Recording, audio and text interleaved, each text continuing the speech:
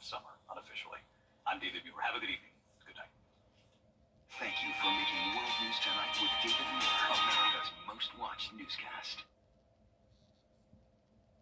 We've got a summer-like pattern shaping up for Memorial Day weekend. I'll have the latest details coming out here, Rebecca. Right now on News Channel 6 at 7, the Augusta Commission has the most women since consolidation. We'll have reaction. Also ahead, the Columbia County School Board has a new face. We'll introduce you to her. And summer travel season begins. How to stay safe on the water and on the road as your News at 7 starts now. Live from Television Park, this is WJBF News Channel 6 at 7. Good evening, everyone. You're watching News Channel 6 at 7. I'm Dee Griffin. Thank you so much for joining us. Coverage you can count on begins with a former member speaking out on changes coming to the Augusta Commission. Tuesday's election is being called a win for women.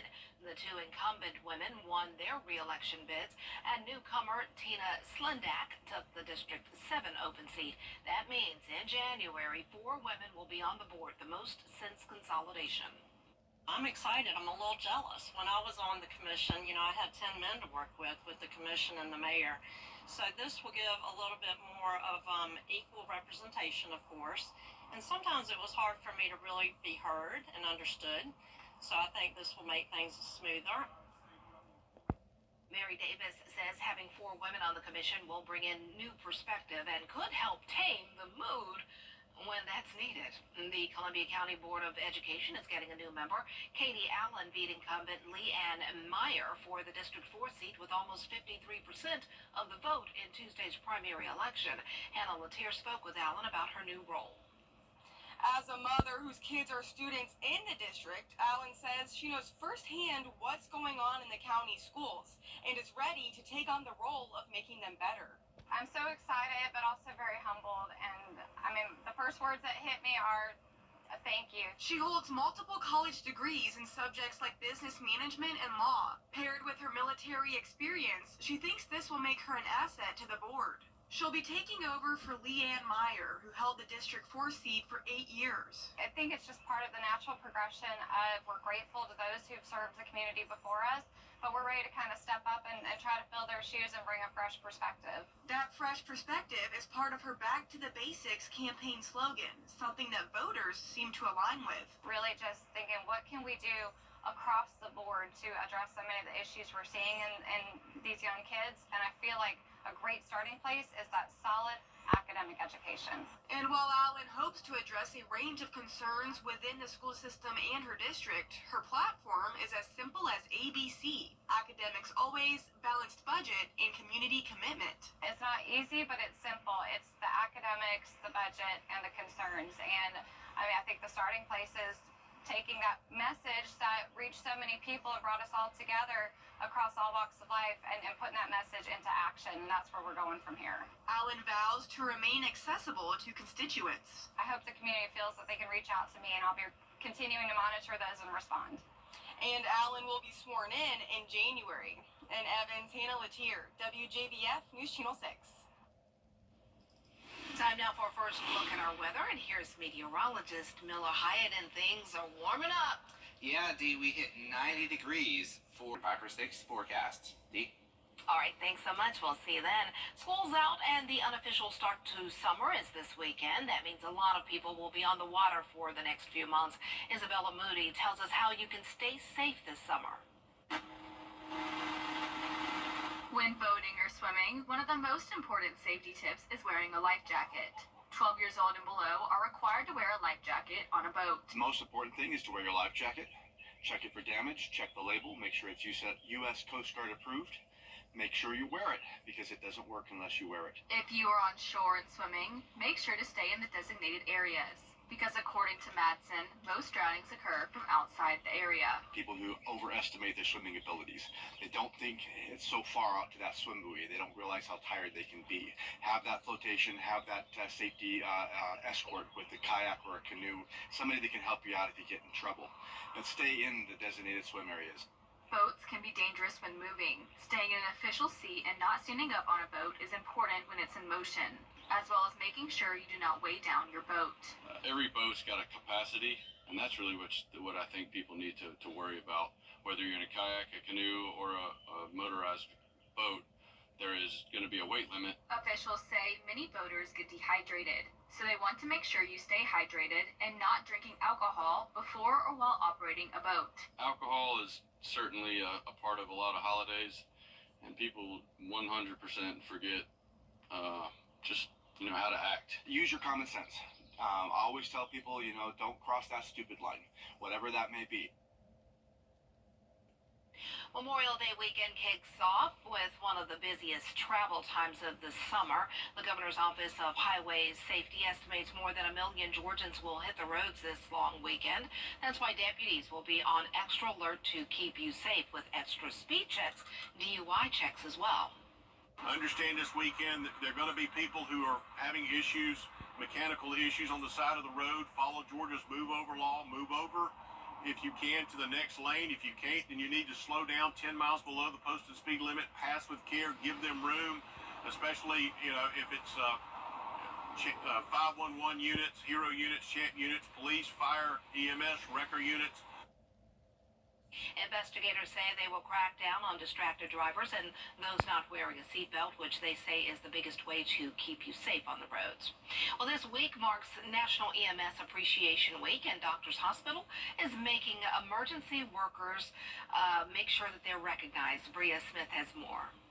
Our first responders and EMS team members are so crucial. Often they're coming onto a scene and they are taking care of those patients right at really what can be one of their worst moments. Working 365 days a year, day and night, some EMS workers I spoke with tell me their duty is patient safety at all times. Being able to get there and be the calm in the storm for those patients and to be able to give them that helping hand, that steady hand, that calm voice, and be able to make that impact in that patient's life is the whole reason why we're here. It's the whole reason why we have an EMS week. And that's why this week honors those who dedicate their lives to making sure they save others. Well, it is a special day for us. We spend usually 24 hours on shift, 48 hours off. Doesn't matter what the weather is, how hot it is, how cold it is, we're out doing the pre-hospital. So it's really important to recognize that because these folks work really hard. Jake Hansen is the director of operations for Central EMS and says he knows just how important this week is. He says it's important for him and his colleagues to have several EMS servicemen and women together in one area. Especially with our hospital partners that we also don't get to have a lot of communication with other than patient reports and transfers.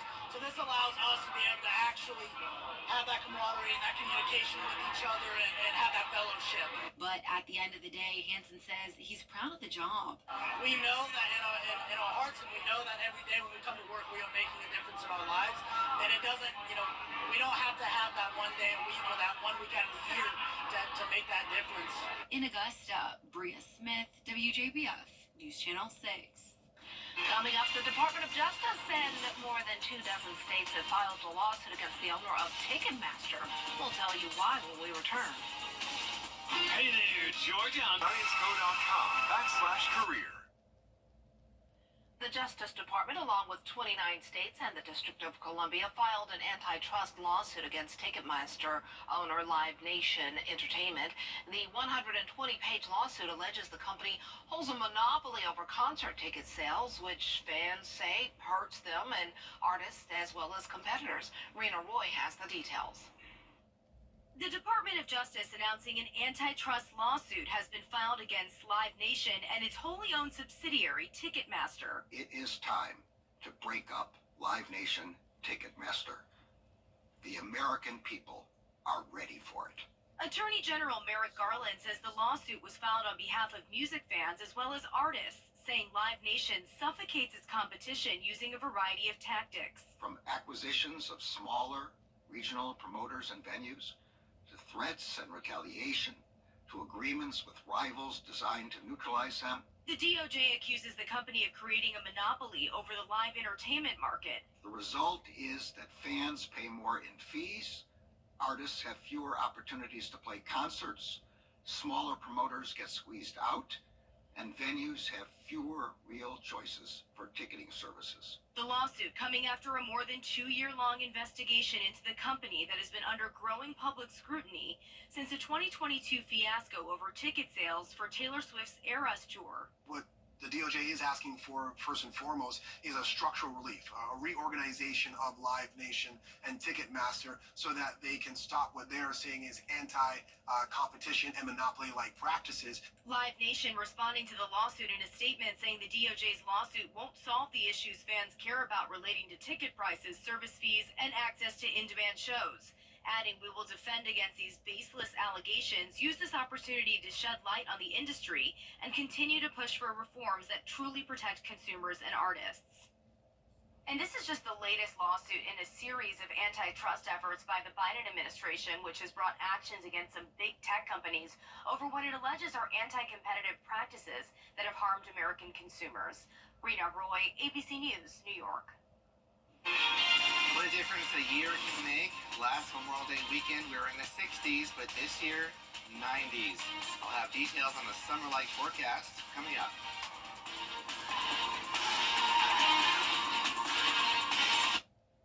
We're starting a movie Next week. Dee? All right, thanks so much. A new study shows daily marijuana use may be more common than daily alcohol use. The study shows overall alcohol is still more common, but more people reported daily or near daily use of marijuana. In 2022, 17 million people reported daily or near daily use of marijuana, while only 14 million daily or near daily drinkers.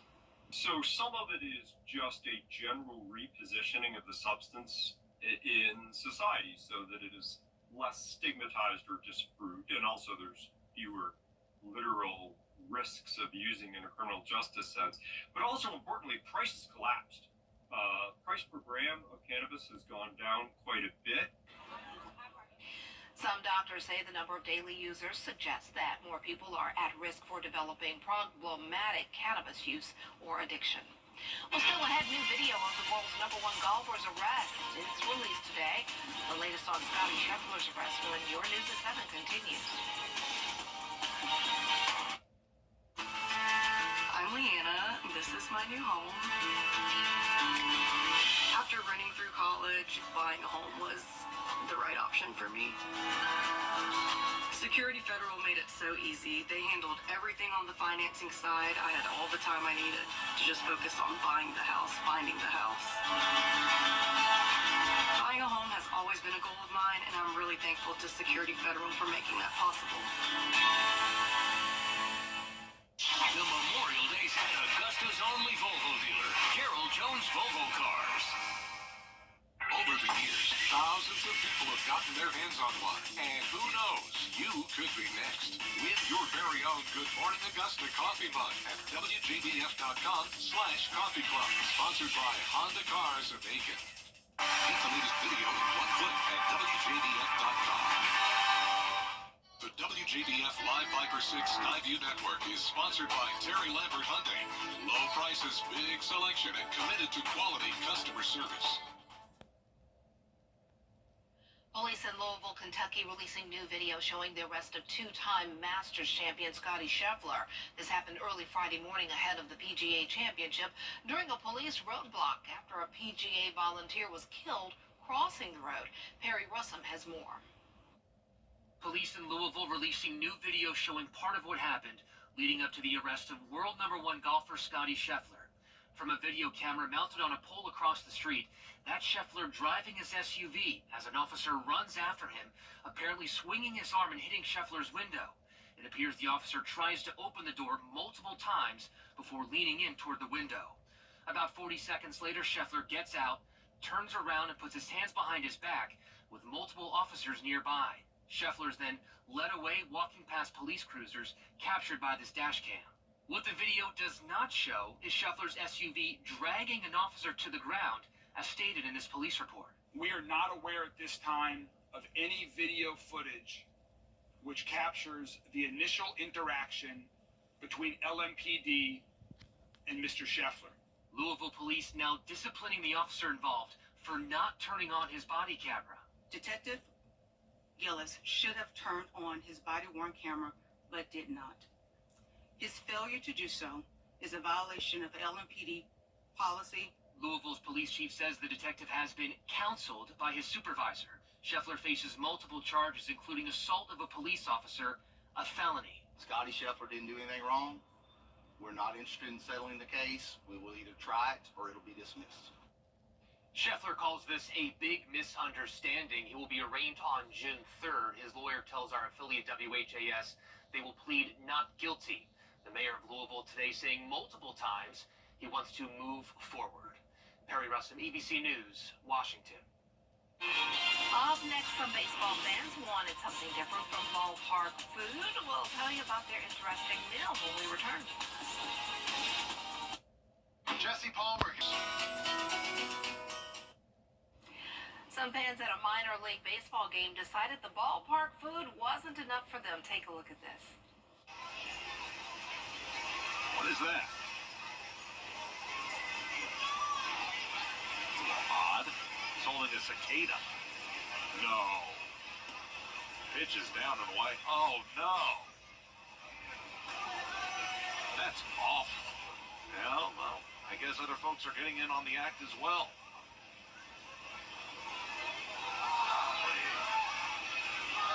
This is not pleasant. They're showing it on the video board here in right field. Yuck!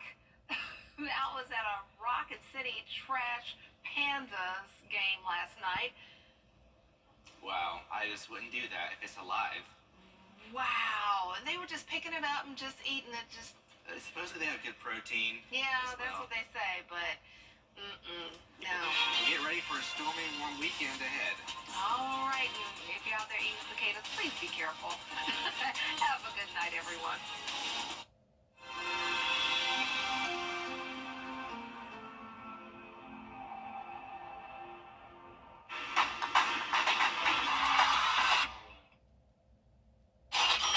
Into deep discounts and endless summer savings at Hamrick's. Alfred Stunner and Ruby Road, 60% off.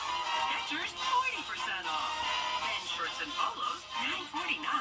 Sensor Bright Address Light, $19.98. Jay's Lounge cushions, also $19.98.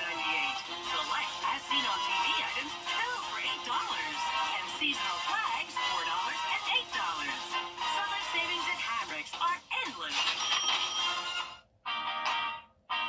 It's Memorial Day at Weinberger's Furniture and Mattress Showcase.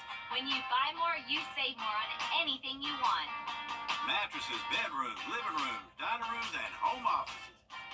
All with savings up to $2,000. When you buy more, you save more, and it's